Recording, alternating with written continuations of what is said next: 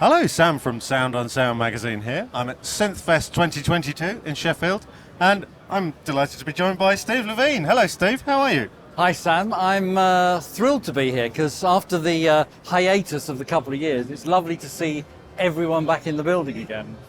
Yeah, well, you've made the fairly long journey over from Liverpool for SynthFest. Yes. What's your impression so far? Well, it's fantastic, and luckily, despite the train strike, lots of people have turned up, which is really good.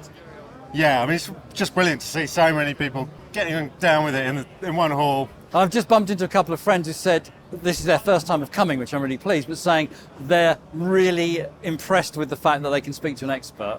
Because when you're making a purchasing decision, and some of this is quite expensive now, you really do need an expert. Yeah, well, I mean, I'd certainly include you in that category. What have you seen that's interested you? Well, because of lockdown, it's more a case of meeting people in the flesh for the first time. So there's a couple of people that I've been dealing with for a couple of years that I've actually not physically met. Oh, right. Yanis from Dreadbox, for example. Wow, yes, because I mean, there's a lot of these companies who actually come not just from the UK, but from all Europe across Europe and elsewhere. Yeah. So it is a great way to meet people in the flesh, and of course, like anything, Zoom is fantastic. But just that interaction or looking at someone's face and seeing the reaction, that makes a big difference. You know. So what synths are currently favourites in the Levine studio? Well, I've recently got a Rhodes, which I'm over the moon Is this with. the new Mark 8? Yeah, yes. And apparently, because of the various logistics, I was the very, very first person to receive mine, which is Wow. great. I had it on order for quite some time.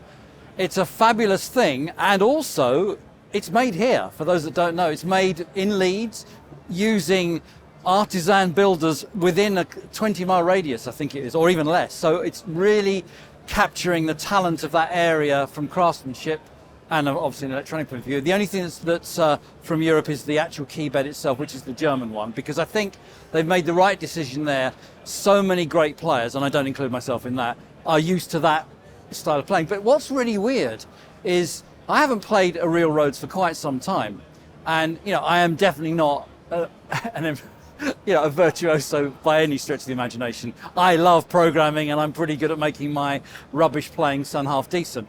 But you forget, when you have something that's as expressive as that, you really do play differently. And as they said to me, Steve, if you sit down there, you're going to write a couple of songs immediately. And you do, because you just, I don't know, it's so inspirational. And I've recently just upgraded to a new Prophet-5, having sadly let it go many, many years ago. But the new ones, the build quality, so much better. Having had an original, I can testify these are, whilst they are a reissue, they're better than the original by quite some margin. Well, that's the strange thing, isn't it? There's all this nostalgia for the synths of the late 70s and 80s, but actually we live in pretty much a golden age of synths now. Yes, and at the other end of the spectrum, I've got brand new Eurorack modules from tiny little kind of cottage industries which complement the two. So in my studio, it's actually the best of both worlds. I can go totally vintage, and I'm very fortunate because I grew up with those synths originally. I actually do know how to program them fairly easily, but then I can have a new Eurorack module that you go, wow, that's so inspiring. Something like beads, for example, which just blows your mind. You can put any old rubbish into it, and out comes this incredible thing. That to me is very, very inspiring. I shall have to try that because I've got a plentiful supply of old rubbish. Yeah, but literally take for example, I've got some, little old cassette loops that I've made up. You put something through that's, majority of it is noise and hiss and a little bit of tone, and suddenly it's incredible. I mean, it really does take that, because for those that don't know how it works, it seeds little moments of time. So if you're lucky enough to get a little slice, that slice becomes a thing. It's really very creative. Yeah, I mean, these instruments really are, they're almost like bridging the gap between composition and performance and sound design all in one go. Absolutely, and of course the DAWs, of course, are really still, cutting edge. So whether it's a plug-in or it's a way of interfacing with your outside world, because that's the thing I find very exciting at the moment, is having stuff in the box, but bringing it out the box and doing stuff with it and popping it back in again. And that has got so much easier over the last, maybe year or so. Well, there was a time maybe 10 years ago when it looked as if the hardware studio was completely on the way out and everyone was going to be doing everything in the box. But we've seen a real renaissance of hardware equipment in the last 5 to 10 years. Well, it has to be said, you know, if you've got Arturia synths, it's really quick. If you've got an idea, and I do that myself, so if I've got an idea, you can compose, produce, and construct your song fairly quickly using all of that, and they do sound fabulous. But what I've always encouraged some of my sound engineering students to do is don't just use the preset. It's really tempting to do that, but the moment you take it away from that, it becomes completely an original piece of work of your own. So I would use those to maybe start the track, but then I would enhance it, add, double. I've had great results. I was actually speaking to the chaps on the ARP stand.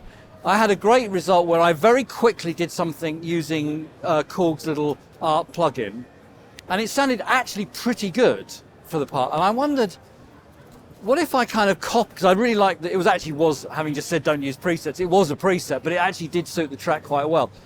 What if I manually look at the way that's set up and see if I can match that a bit on my ARP, which I did. It wasn't exactly the same, but it was pretty close. But then what happened, the beauty of your signal chain, so my signal chain going in made the sound slightly different, plus I was able to put a tiny amount of crush on from a pedal. Mixing the two together, suddenly I had something that's absolutely unique to me and the track, and that was something that, I think the way the DAWs are now has made that job really, really easy. Yeah, I mean, it really is, like we were saying, a bit of a golden age. It is. If you doubt that, come to SynthFest and have a walk round, and if you're not inspired by some of the stuff you see we are here. in a golden age, and also what is so great with modern circuit design, the reliability of these synths. I mentioned earlier about the Prophet-5. A lot of the stuff that's in my studio now is very reliable, and there was a time years ago where it wasn't the case, and things would go wrong more frequently than you could use them. That's gone now, or to the greatest point. Hardware is very reliable. There's still occasionally software niggles here and there, but we can, So what you're basically saying is that if our music sucks, there's no excuse anymore. Well, there is always the thing of, everyone says, all the gear and no idea. You still do need a great idea for a great song or a great sound or a great production. That seed has not changed over the 60 years of great record production, but now the tools of our trade are enablers. So, and I think what's so lovely about some of the graphic user interfaces or some of the hardware interfaces, it allows people who have great ideas, who may not necessarily be great musicians, myself included, to create really lovely ideas. So the sort of democracy of great ideas is come down. Anyone can create. That, to me, is really, really encouraging. Yeah, absolutely. I mean, it's almost like a revolution. It is, because some of those kids that have great ideas would have been frustrated a few years ago because they maybe wouldn't be great guitar players or great keyboard players. But now, by creating a really good set of beats or using some of these fabulous sort of software tools that allow you to sort of say, well, those are the kind of chords I quite like, and you're cutting and pasting to a degree, but nevertheless you can go, that's what I was hearing in my mind, and now here's my lyrics or here's my story on top of that. That is fantastic. Yeah, amazing. Well, thanks so much for stopping My absolute by, pleasure. Great to As see always, thank you for Sound on Sound and for doing this, because it is really important. It's a pleasure. Well, enjoy the rest of the show. I will. And see you around. Thank you.